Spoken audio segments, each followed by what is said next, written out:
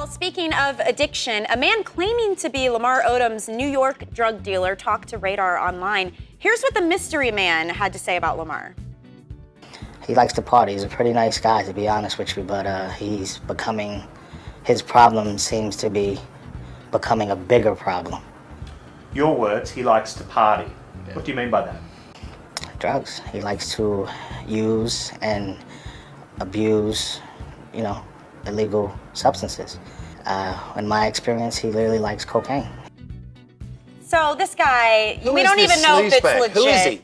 He's supposedly his drug dealer from here. It is disgusting. It's disgusting that anyone would actually interview a drug dealer and then try to hide him. They should be reporting him to the police because this is the guy that's killing people. Well, and I want to mention too, we have Ester Nicholson here, who's our special guest for today. And Esther, I mean, you've written an entire book about recovering from addiction, being a former addict yourself.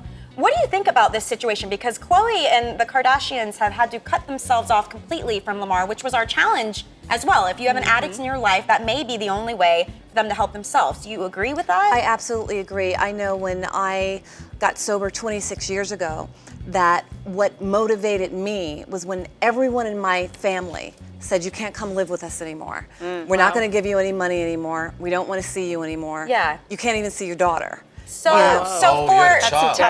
for Lamar then, in his case, I mean, what do you think his next step needs to be? Because he doesn't seem to want to help himself from the reports we've seen. Right.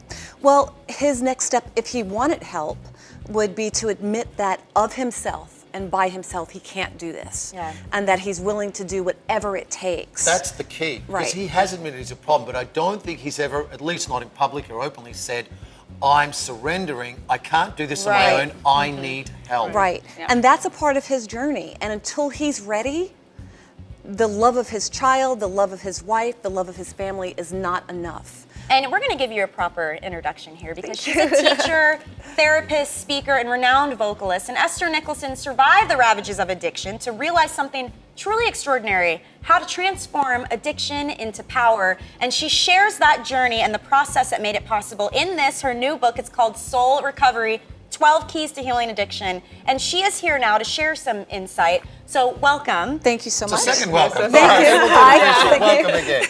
And you really have accomplished so much. I mean, you've even performed on stage singing alongside huge names like Rod Stewart and Bette Midler. But it wasn't always this way. I mean, you've come from a crack addiction and a child, and you share this story. It's a very personal story. Yeah. But what changed and gave you that strength to overcome the addiction?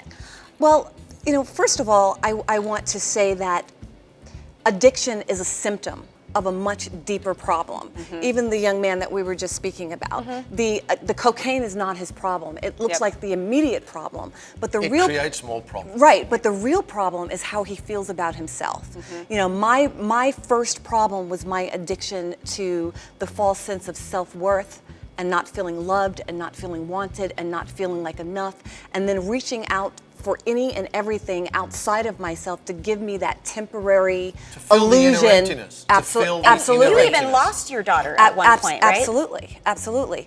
So I've had many bottoms. I had many bottoms before I finally reached the real bottom of I cannot, not only do I not want to die, I cannot live this demoralizing existence for one more day. And how did you get from that bottom to where you are now? I totally committed to the spiritual aspect of recovery. But how did you find the spiritual aspect of recovery? Because a lot of people never find that. Right. Well, for me personally, I just think that was my personal journey. There's so many people that are in the fellowship of Alcoholics Anonymous and Cocaine Anonymous, and after 26 years, 30 years, they're still just as broken and sick. They're not drinking and using, but they're still just as broken and sick as they were before, the day that they went to the program. So for me, I was just so fortunate in that I knew how broken I was. But who introduced you to the spiritual aspect? Because some people never get that message. Right. Well, I had a sponsor just like so many other people do. The difference between me and the people that didn't get that message, I was ready.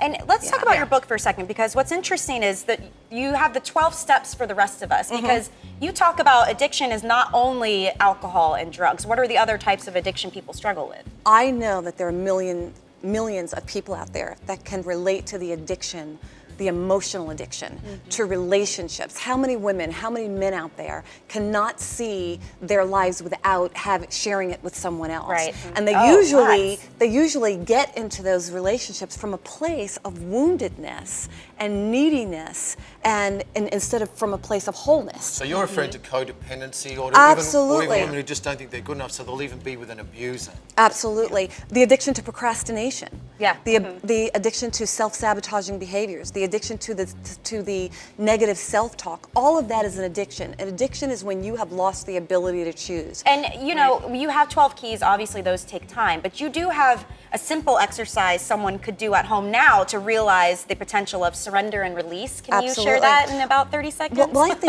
think that one of the most immediate things that someone could do is to bring into your consciousness, bring into your mind someone right now that you have a story about, that you have resentment towards. Okay. Resentment, the remembering, the retelling, and the reliving of painful events, even if those events are in the past.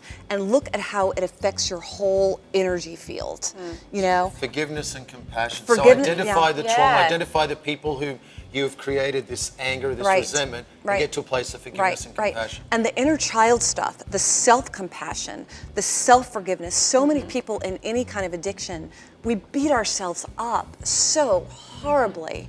And it's like, that's the part of us that needs our love and our attention You can't the most. forgive yourself. How can others Right. forgive you Well, as you well? don't It's know like it. you've been Right. watching our show. Right. So powerful. Yeah, Esther, and it's a thank process. you. It's a process. Thank you so Yeah. much. It is. Her Yeah. book, Soul Recovery, is available now. She's going to stick around because after the break, we want to talk about your successes Yay! and where you are Okay, today. okay. We are back in just a you. moment. You're watching Emotional Mojo.